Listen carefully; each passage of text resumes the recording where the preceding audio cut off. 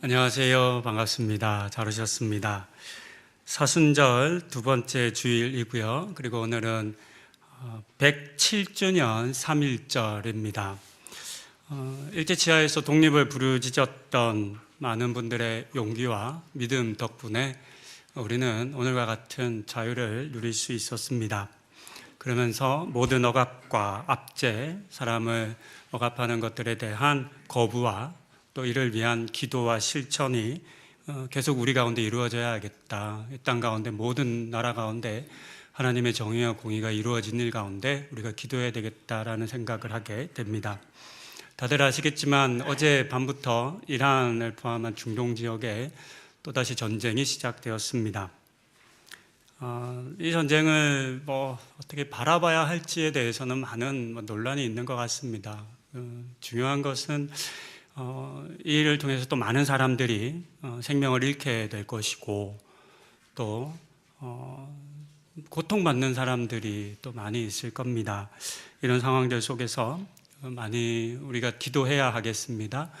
또 지난 작년 겨울부터 올 봄까지 이란 내에서도 사실 시위대에 대한 공식적으로는 약 2,000명 발표했지만 비공식적으로는 약 2만에서 3만 명 정도의 이란 국민들이 죽음을 당하지 않았습니까? 이런 부분들에 대해서 우리가 남의 일로만 여길 것이 아니라 정말 하나 그 각 나라들 가운데 하나님의 그 보호하심과 회복이 일어나기를 위해서는 우리가 정말 마음을 모아서 기도해야 하겠습니다. 꼭 그렇게 기도해 주시기를, 속히 전쟁이 종식되고 또 더 이상의 생명이 희생되지 않도록 함께 기도하는 우리 성도님들 되시기를 부탁드립니다.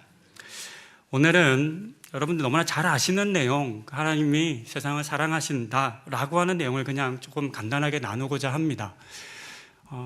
특별한 것 없는 아주 중요한 그런 너무나 기본적인 진리이죠. 하나님께서 세상을 사랑하셨습니다. 이 사랑이 사실 모든 것을 이루어내죠. 그래서 이 사순절을 맞아서 먼저 우리가 하나님이 나를 사랑하신다라고 하는 이 사실을 다시금 확인하고, 그리고 이 사랑이 나만을 향한 것은 아니다. 우리 모두를 향한 사랑이고, 심지어 우리가 죄와 악 가운데 있을 때 하나님을 미워할 때조차도 사랑하셔서 그와 같은 나를 구원하셨고 또 여전히 그와 같은 사람들을 구원하시기 원하신다라고 하는 이 사실을 우리가 한번 확인하는 시간 갖기를 원합니다.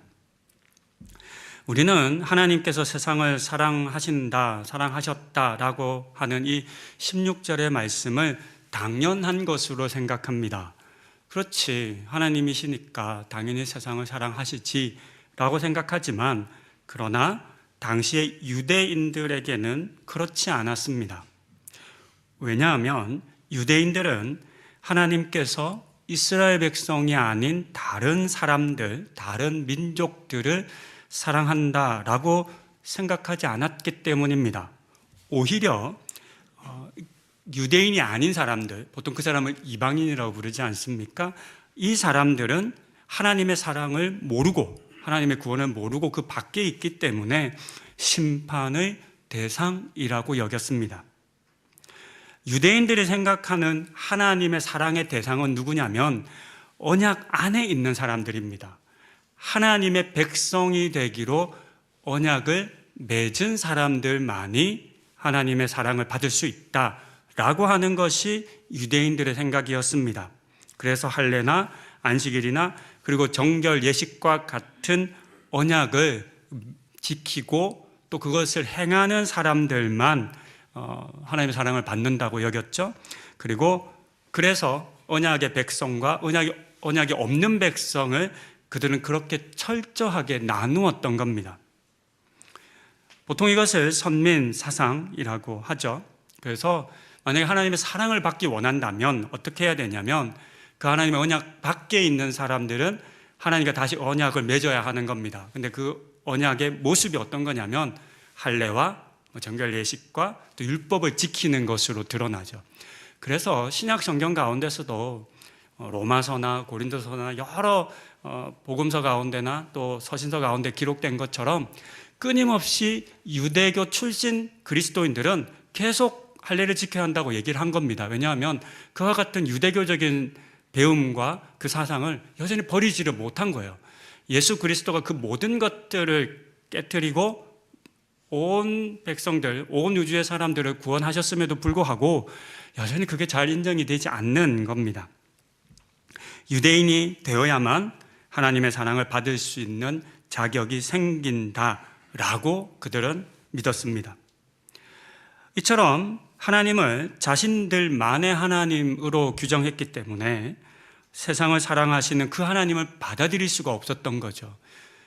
당연히 세상을 구원하시기 위해 보내신 예수님도 그들은 인정할 수가 없었던 것입니다. 생각해보면 이와 같은 유대인들과 같은 마음이 어쩌면 우리에게도 있을 수 있겠습니다. 하나님을 나만 소유하는 하나님으로 여길 수 있는 거죠. 또는 하나님을 마치 쟁취하듯 다른 사람이 하나님을 빼앗아 와야 한다라고 하는 그런 마음과 생각들이 은연중 우리에게도 있을 수 있습니다. 아이들 여러 명 기르시는 부모님들 가끔 받아보신 질문이 있을 거예요. 엄마 아빠는 누굴 제일 사랑해? 뭐 이런 질문 아이들 하잖아요. 아이들이 나이가 좀 가까이 있는 연년생 뭐 이런 아이들이라면 특히 이런 질문 많이 하죠. 여러분 뭐라고 답하셨어요? 그 잘 자라던 아이가 동생이 태어나면 퇴행하는 거 아시죠? 왜요? 왜 퇴행해요? 말 잘 듣고 잘하고 하던 애가 동생이 태어나면 갑자기 어린아이가 되어버리잖아요. 막 떼를 쓰고 동생처럼. 왜 그러냐면 부모가 자기보다 동생을 그 어린 모습을 보면서 사랑한다라고 여기고 자기의 사랑을 뺏긴다라고 여기는 거죠. 그래서 자신도 그 동생처럼 어려지면 사랑을 계속 할 거다 이런 생각을 하는 거죠. 설교를 준비하면서 이렇게 어젯밤에 쭉 설교를 다시 읽어보고 여러 번 읽어보게 되니까요. 근데 제가 이 부분을 읽고 있는데 둘째 서윤이가 와서 이거 내 얘기네? 막 이렇게 얘기하는 거예요. 자기가 옛날에 물어봤다는 거죠. 엄마, 아빠, 오빠랑 자기 중에 누구 더 사랑해? 이런 얘기 자기는 이제 물어봤다는 기억을 하더라고요. 저는 뭐 기분 좋게 해주려고 물어보는 아이를 사랑한다고 했어요. 그때라도 기분 좋게 해줘야죠. 그런데 이와 같은 태행의 모습이 우리에게도 있을 수 있습니다. 다른 사람과 비교하기도 하고 다른 사람이 복을 더 많이 받은 것 같으면 막 화가 나는 거죠. 왜 저 사람이 나보다 잘 되지? 왜 하나님은 저 사람을 나보다 더 사랑하시는 것 같지? 이러면서 태행의 행동들, 화내고 분노하고 원망하고 억울해하는 그런 일들이 우리에게도 있습니다. 이런 우리를 향해서 오늘의 본문은 하나님의 사랑이 특별한 대상을 향한, 특별한 사람들만을 향한 것이 아니라 우리 모두를 향한 사랑이다라고 하는 것을 다시금 분명하게 알려줍니다. 하나님께서는 나를 사랑하신 것처럼 다른 사람도 사랑하시죠. 마찬가지로 하나님께서는 다른 사람을 사랑하시는 것처럼 나도 사랑하십니다. 이 사랑을 우리가 분명히 깨닫고 알아야 하겠습니다. 또한 하나님께서 세상을 사랑하신다라고 하는 말 속에는 악한 세상이라 할지라도 사랑하신다라고 하는 의미가 담겨 있습니다. 하나님이 사랑하시는 그 세상에 대해서 말할 때 선한 세상, 좋은 세상, 내 말을 잘 듣는 세상 이렇게 표현하지 않으셨습니다. 그냥 세상이라고 말씀하셨죠. 이 세상은 우리가 잘 알듯이 죄와 악으로 가득한 곳입니다. 그러나 하나님께서는 그럼에도 불구하고 내가 그 세상을 사랑한다 라고 말씀하셨죠. 생각해보면 사실 세상은 악하기 때문에 더 하나님의 사랑이 필요합니다. 왜냐하면 그 사랑이 없이는 절대로 구원에 이를 수 없기 때문입니다.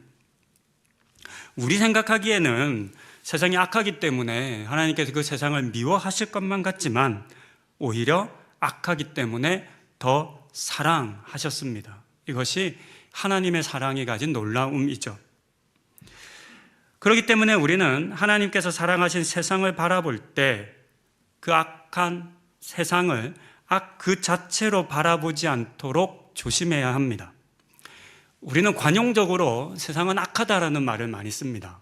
기도하실 때 보면 저 악한 세상에서 뭐 이런 표현을 많이 쓰잖아요.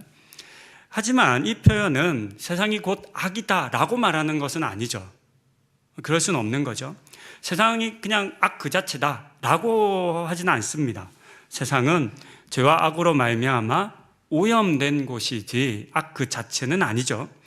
요한일서 5장 19절은 이렇게 기록합니다. 또 아는 것은 우리는 하나님께 속하고 온 세상은 악한 자 안에 처한 것이며. 그러니까 우리는 그리스도 안에, 하나님 안에 속해 있기 때문에 구원을 받았고, 그러나 세상은 여전히 악한 자의 안에 속해 있을 뿐인 거죠. 이 말씀처럼 세상은 악한 자의 지배를 받고 있는 것이지 악 그 자체는 아닙니다. 그렇기 때문에 중요한 것은 우리는 세상과 다투어서는 안 됩니다. 죄와 악과 다투어야 하는 것이지 세상 그 자체를 악으로 여기고 세상을 부정해서는 안 되는 겁니다. 세상이 그리스도인들과 교회를 향한 비난과 멸시가 참 심합니다.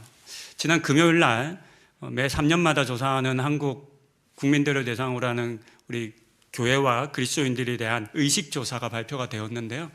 신문에도 많이 떴어요.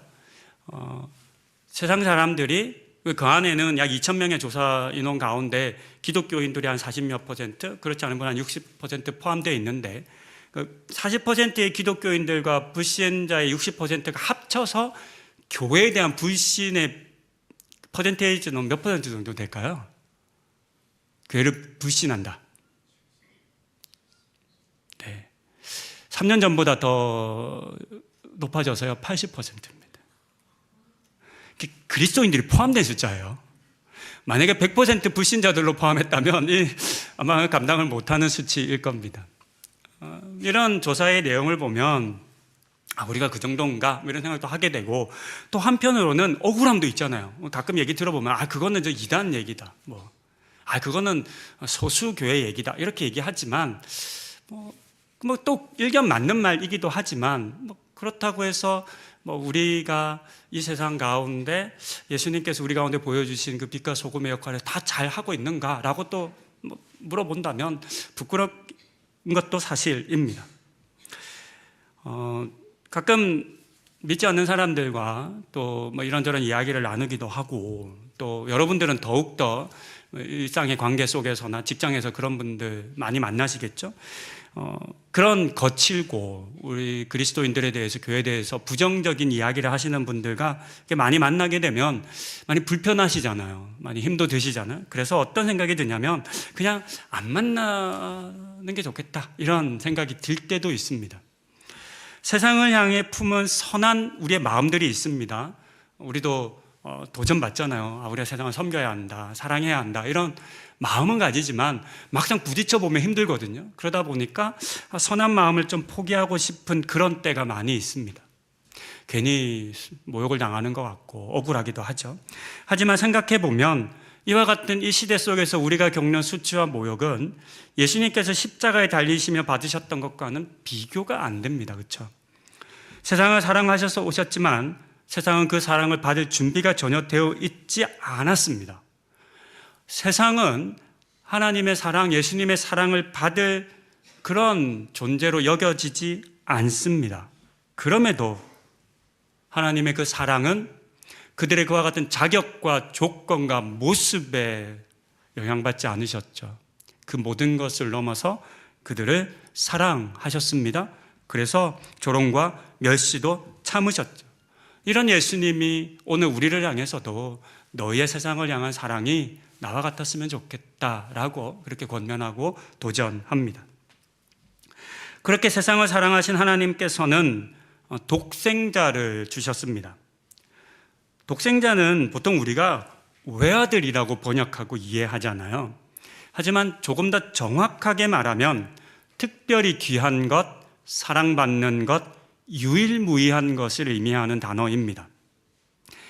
옛날 자녀가 귀한 시대, 또 가난과 기근과 질병으로 아이들이 많이 죽어가던 시대에 외아들은 귀했어요. 특히나 우리나라나 동양에서는 아들이 가문을 잇는다라고 생각해 왔기 때문에 이 외아들까지 죽어버리면 가문이 이어지지 않는다고 생각했기 때문에 이 외아들이라고 하는 아이가 특별히 귀한 존재를 의미하거든요. 특별히 귀하고 사랑받는 존재이고 대체 불가능한 유일무이한 거잖아요. 그래서 이제 우리는 외아들이라고 하는 용어를 쓰는 겁니다. 그러나 사실 정확하게 쓰려면 하나님의 사랑받는 자, 하나님의 귀한 자 이렇게 이제 해석하는 것이 맞습니다. 이처럼 하나님께서는 세상의 죄인들을 위해서 자신의 가장 귀하고 사랑받는 유일무이한 예수님을 세상에 주셨습니다. 이 본문에서 하나님께서 독생자를 주셨다라고 했는데 이 주셨다라고 하는 헬라어 단어의 뜻은 소유물로 그 권한과 책임과 모든 것을 이양하다라는 뜻입니다. 일종의 거래를 통해서 소유권이 완전히 넘어가다는 뜻입니다. 그러니까 주는 것 중에 빌려주는 것도 있고 잠시 맡기는 것도 있잖아요. 그렇게 빌려주거나 맡기는 것은 소유권이 이전되지 않습니다. 그러나 만약에 완전히 주게 되면 넘어가는 거죠. 제가 여러분에게 혹 뭔가를 드릴 게 있다면 뭘 좀 드릴까요? 저기 애플워치 5년 전 거라 별로 유용하진 않을 겁니다. 이거 드리면 제가 진짜 진심으로 이걸 드리고 싶어서 드렸습니다. 이렇게 이제 드리고 나면 사실 그걸 이제 소유권이 받은 사람에게 갑니다. 그렇죠? 받은 분이 야 이거 당근하면 진짜 좋겠다 이래서 당근을 해요. 그럴 수 있잖아요. 근데 그거에 대해서 그렇게 임의적으로 처분한다고 해서 제가 이의를 제기할 수 있어요? 없어요? 없어요. 심정적으로는 좀 마음이 섭섭할 수는 있겠으나 사실 그 고난까지 준 거거든요. 이것이 하나님의 사랑 안에 들어 있습니다. 하나님께서는 그 사랑하시는 독생자를 세상에 완전히 주셨어요. 세상이 예수님을 십자가에 못 박을 것을 아셨음에도 불구하고 주셨어요. 그 사랑하는 자, 그 귀한 자, 그 유일무이한 자를 주셨어요. 죽일 걸 알면서도 그만큼 사랑한다는 의미인 거죠. 내 아들보다 내 독생자보다 너희를 더 사랑해 라고 말씀하신 거죠. 같은 표현으로 이어지는 17절에서는 보내셨다라는 동사를 사용했습니다. 근데 이 단어는 사실 이 본문 하나님이 그 아들을 독생자를 주셨다 보내셨다라고 하는데 쓸만한 용어는 아닙니다. 이 단어는 당시 용례를 보면 엄마가 자신이 낳은 아이를 버릴 때 사용했던 단어입니다. 우리말로 좀 더 가까이 번역하면 아이를 유기하다. 여기서 쓰는 단어입니다. 그러니까 하나님이 그 자녀를 대상으로 쓸만한 단어는 아니라는 거죠. 이 사실을 사도 요한이 몰랐을 리가 없죠. 이 글을 적고 있는. 근데 이 단어를 구태여 쓴 거예요. 이유는 예수님께서는 죄로 가득한 세상에 마치 버려지신 것과 같았기 때문입니다. 그런 마음으로, 그런 아픔으로 우리 하나님께서 예수님을 세상에 우리에게 보내셨습니다. 세상이 구원을 받을 만한 준비가 되어 있었거나 또는 가치가 있었기 때문이 아니었습니다. 이 세상은 완전히 하나님을 향해 등을 돌리고 있었던 상황입니다. 내용을 다 읽지 않았지만 이어지는 오늘 17절까지 읽었는데요. 이어지는 이후의 내용 19절과 20절 이후의 내용을 보면 하나님께서는 세상을 사랑하셨는데 세상은 하나님을 미워했다라고 기록합니다. 세상이 하나님을 기다려서 세상이 하나님을 좋아해서 빛으로 오신 하나님을 받아들여서 내가 내 아들을 줬어. 내가 너희 그런 가치가 있는 존재니까 내가 줬어. 이렇게 말씀하신 것이 아니라는 거죠. 그들은 하나님을 향해 등을 돌리고 있었죠. 하나님을 미워했죠. 하나님께서는 세상을 사랑하셨지만 세상은 하나님을 미워했습니다. 그럼에도 불구하고 예수님을 미워하는 사람들로 가득한 세상에 마치 버리시듯 보내신 것입니다. 거절하고 싫어하고 배신하고 예수를 십자가에 매달 것을 아셨음에도 불구하고 그 독생자를 보내실 만큼 세상을 사랑하셨다라고 하는 것을 우리는 확인할 수 있습니다. 세상이라는 단어는 헬라어로 코스모스라고 예전 설교에서 몇 번 말씀드렸습니다. 코스모스는 보통 우리가 요즘 우주라고 번역하는 단어입니다. 근데 원래 뜻을 말씀드렸잖아요. 잘 꾸며진 장식이다 라는 뜻입니다. 잘 꾸며지고 서로 조화롭게 되어서 아름답거나 우아한 사물을 가리키는 단어였습니다. 태초에 하나님께서 잘 꾸미시고 조화시키셔서 아름다웠죠. 이 세상은. 천지창조 이후의 세상은 하나님께서 보시기에 좋았다라고 하는 감탄을 7번에 걸쳐 반복하실 만큼 좋았던 세상, 좋았던 우주였습니다. 하지만 죄가 세상에 들어오게 되자 세상은 더 이상 코스모스가 아니게 되었습니다. 조화로운 것, 아름다운 곳이 아니게 되었죠. 죄와 악이 가득하고 빛이신 하나님을 부정하고 미워하는 곳이 되었습니다. 그런데 오늘의 본문 16절은 그럼에도 불구하고 바로 이 세상, 이 코스모스, 하나님의 모든 아름다움과 창조를 저버린, 등돌린 그 코스모스를 사랑하신 그 하나님의 마음은 변하지 않았다라고 우리에게 들려줍니다.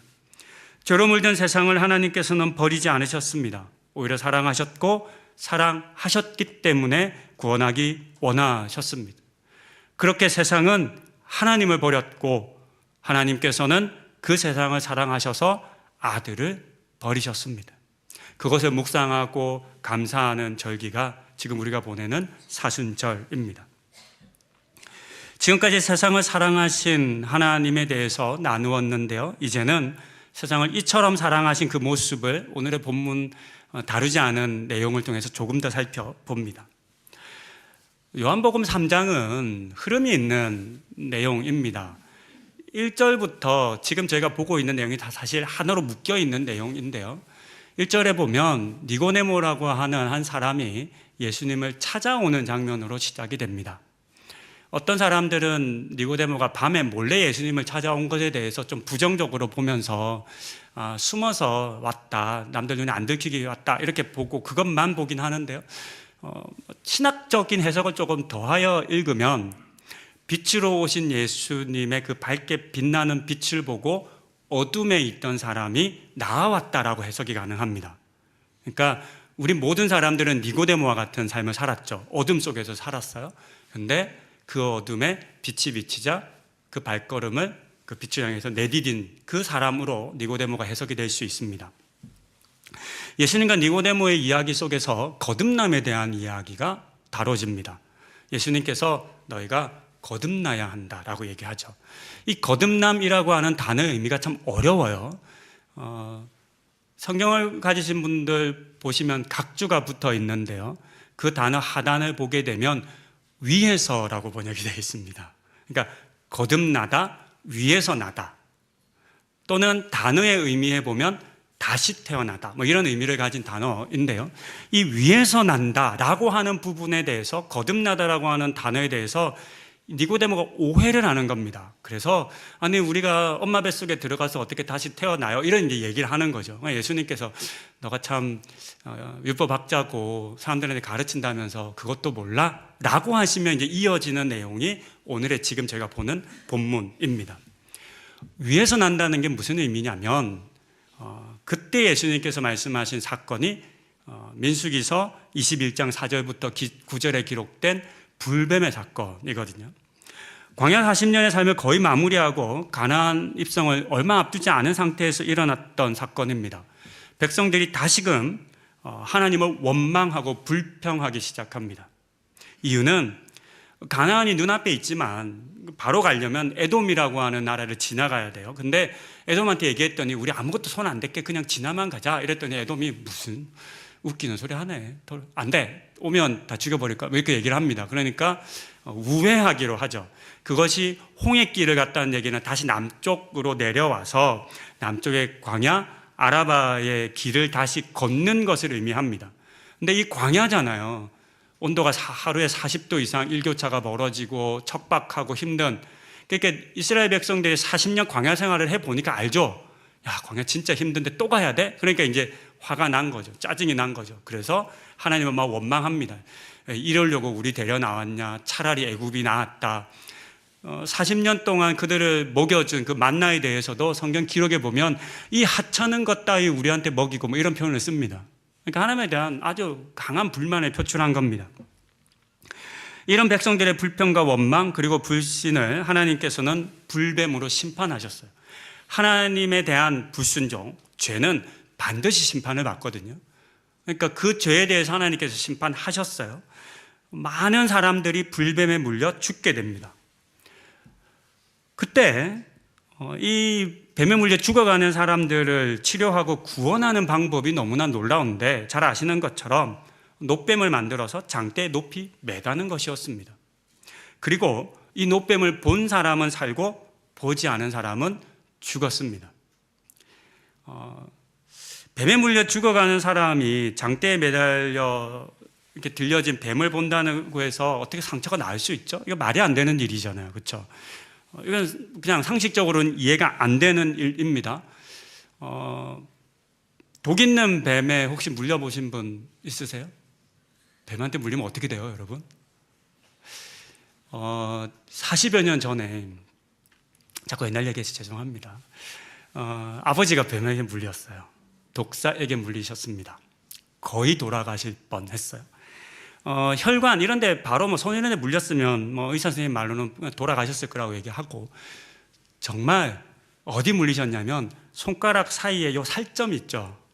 혈관이 크게 많지 않은 요 부분에 이빨 하나가 걸리셨어요. 그런데요, 이 팔이 거의 3배 정도 부었고, 병원에 모셔가서 그 당시에 있는 모든 뱀항생 주사를 다 맞으셨고, 선생님은 조금만 더 늦었거나 그러면 팔은 다 이제 괴사가 돼서 잘랐어야 할 수 있고, 심지어 이게 이제 피가 혈관에 물리면 피가 심장으로 들어가면 이제 죽게 된다고 얘기하셨어요. 크게 뱀독은 2가지입니다. 혈액을 응고시키는 뱀독, 우리나라의 살모사, 독사가 그런 뱀이죠. 그래서 혈관에 물리면 혈관이 막 굳게 되고 심장으로 독이 가면 심장에 피가 굳어서 죽습니다. 2번째는 방울뱀 코브라 같은 신경독을 가진 뱀의 독인데, 이 독은 근육을 마비시킵니다. 그래서 이 코브라에게 물리면 근육이 안 움직여서 호흡을 감당하는 횡격막이 멈춰서 질식사합니다. 그러니까 이게 무섭죠. 이 2개의 독을 합친 뱀이 있어요. 아주 못된 독, 방울뱀.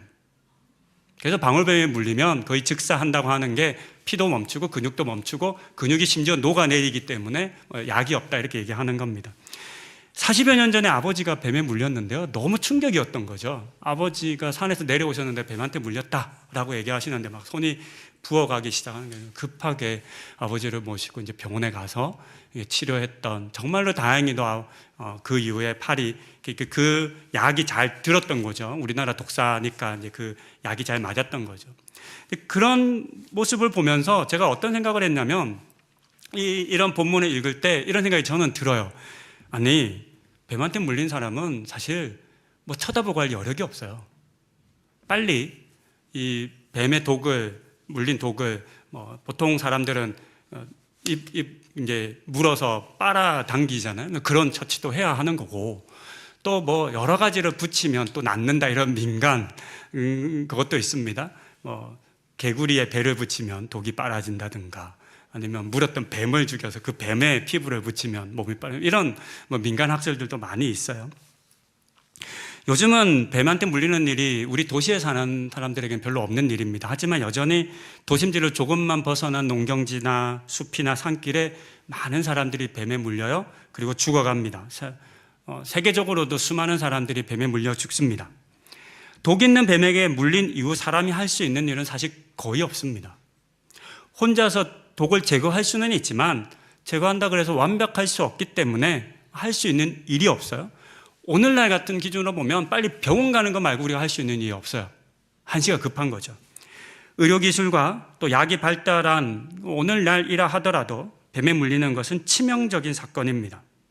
이때 사람이 스스로 자신을 구원하기 위해 할 수 있는 일은 사실 아무것도 없어요. 자기가 하는 그 모든 일들이 사실 아무 소용이 없는 거죠. 그저 몸이 굳어가고 호흡과 심장이 멈추는 것을 기다리는 것, 그것을 시간의 유보일 뿐인 거죠. 사실 그것이 이 땅 가운데 있는 죄의 모습이기도 합니다. 우리가 죄를 짓고 아까운데 거하게 되면 어떤 일이 벌어지냐면 사실 서서히 죽어가는 거예요. 근데 우리가 그걸 깨닫지 못하는 거죠. 이런 상황에서 말도 안 되는 일이 일어난 겁니다. 기록된 것처럼 놋뱀을 만들어 그것을 바라보게 하는 거예요. 뱀은 심판이었잖아요. 하나님의 심판. 하나님이 불뱀을 만들어서 보냈어요. 백성들의 죄를 심판하라고 보낸 거예요. 근데 그 뱀을 다시 치유의 과정으로 쓰는 거예요. 그 뱀을 세워서 그 뱀을 바라보게 하면 그 죄를 직면하게 할 때 치료가 이루어진다, 구원이 이루어진다라고 한 거죠. 그리고 실제 그렇게 일어났어요. 바로 이 지점, 이 말도 안 되는 일이 예수의 십자가 사건과 맞닿아 있습니다. 뱀에 물린 사람들은 민수기서에 기록된 것처럼 의로운 사람들이 아니었습니다. 하나님을 부정하고 원망하고 미워했던 사람들이었죠. 이 죄에 대해서는 명확한 심판이 따릅니다. 그런데 하나님께서는 그들을 사랑하셨어요. 그래서 심판의 노뱀을 높이 들어, 이게 높이 들었잖아요. 이게 위로부터라는 뜻이에요. 높이 들어서 하늘로부터 오는 그런 구원을 삼으신 거죠. 상식적으로는 이해 안 되는 사건입니다. 노뱀 본다고 어떻게 뱀에 물린 사람이 나아요? 근데 이 말도 안 되는 일을 경험케 하셨어요. 그리고 이와 같은 일을 예수 그리스도를 통해서 우리 가운데 다시 베푸셨어요. 이것이 이제 십자가 사건입니다. 세상의 사람들은 왜 십자가에 예수님이 달리셨는지를 알지 못합니다.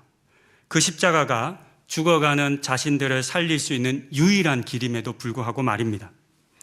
그런 점에서 해골이라 불리는 골고다 언덕에 우뚝 솟은 십자가는, 그 수치와 모욕과 조롱의 십자가는 어떻게 보면 우스꽝스러운 십자가죠. 그러나 그 십자가는 이 땅의 모든 죄인들을 향한 하나님의 가장 강력한 사랑의 고백이라는 것을 우리는 알 수 있습니다. 십자가를 바라보는 사람만이 구원을 얻을 수 있습니다. 왜냐하면 그 안에 하나님의 세상을 사랑하심과 독생자를 주심이 담겨 있기 때문이죠. 사순절 두 번째 주를 보내고 있습니다.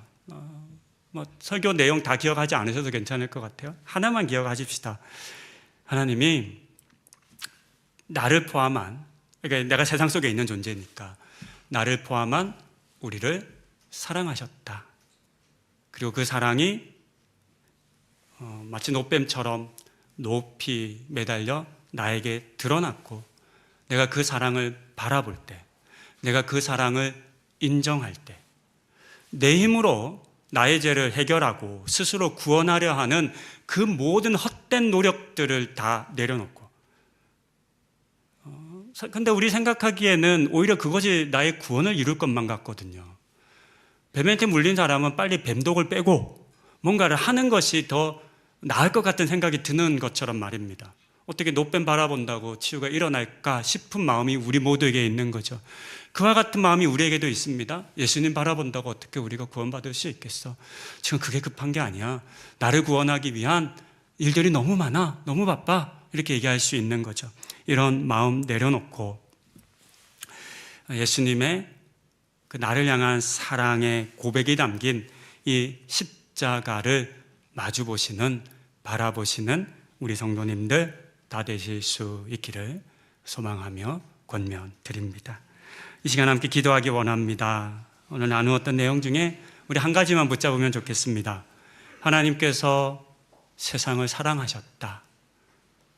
죄와 불순종과 하나님에 대한 미움 가득한 이 세상을 품고 사랑하셨다. 그리고 그 속에 내가 있다 라고 하는 이 사실을 깨닫고 감사하는 그런 사순절 보내게 해달라고 이 시간 함께 기도하시겠습니다.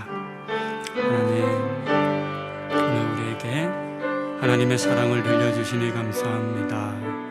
하나님, 우리를 사랑하셨다라고 하는 이 한 가지 사실을 붙잡고 놓치지 않는 우리 성도님들 다 되게 하여 주시옵소서.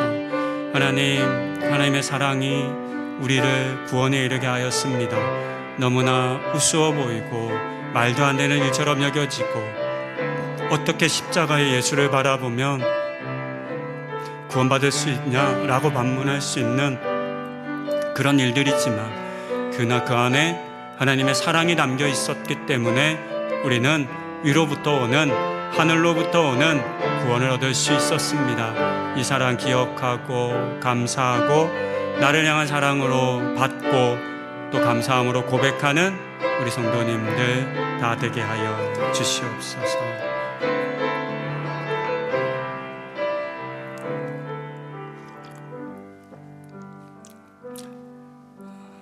우리의 모든 기도를 하나님께서 들어주시기를 바라고 소망합니다. 이제 우리 3월의 공동 기도문을 읽음으로 함께 우리의 마음을 모아 기도하도록 하겠습니다. 우리를 향한 변함없는 사랑으로 이 땅에 예수 그리스도를 보내주신 하나님, 세상 죄를 지고 가신 하나님의 어린 양을 깊이 묵상하며 우리의 교만을 내려놓고 겸손한 마음으로 주님의 길을 따르는 사순절을 보내게 하소서. 노부다 하늘교회 예배를 위해 기도합니다. 겨울을 지나 봄을 준비하는 계절처럼 만물이 소생하는 이때에 우리의 예배 가운데도 생명의 은혜가 가득하게 하소서. 십자가를 향해 걸어가신 예수 그리스도를 생각하며 하나님과 화목하게 하신 사랑을 마음에 새기게 하소서. 사순절의 여정 가운데 자신을 비우고 주님으로 채워지는 성화의 은총이 가득하게 하셔서 주님의 사랑을 아는 데에만 머무르지 않고 가정과 일터와 세상 속에서 그 사랑을 흘려보내는 삶 살아가게 하소서. 3월의 사역을 위해 기도합니다. 사순절 말씀 읽기를 통해 공동체가 한마음으로 말씀 안에 거하게 하시고 탄속 음식으로 창조 세계를 돌보는 책임을 배우게 하소서. 3월 상반기 대신방을 통해 하늘교회 모든 성도들이 하나님께로부터 오는 따스한 돌봄과 사귐을 경험하게 하소서. 새롭게 개편될 뜰 모임에 은혜를 더하셔서 교제와 나눔 가운데 성령의 사귐이 가득하게 하소서. 나아가 액티브 크리스천 양육 과정을 통하여 성도들의 신앙이 지식에 머무르지 않게 하시고 배우는 것과 살아내는 것이 일치되는 성숙한 믿음으로 자라나게 하소서. 하늘 자람터와 청년부를 위해 기도합니다. 우리 자녀들에게 경쟁과 세속적 가치관에 맞설 수 있는 지혜와 담대함을 주시고 빛의 자녀답게 살아갈 분별력과 용기를 더해 주소서. 주신 은혜를 온전함으로 지키게 하셔서 자녀들의 새로운 출발이 희망과 즐거움으로 가득하게 하소서. 또한 질병과 고통 가운데 있는 환우들을 위해서 기도합니다. 주의 손길을 더하셔서 낙심하지 않게 하시고 함께 기도하며 곁을 지키는 교회 공동체가 되게 하소서.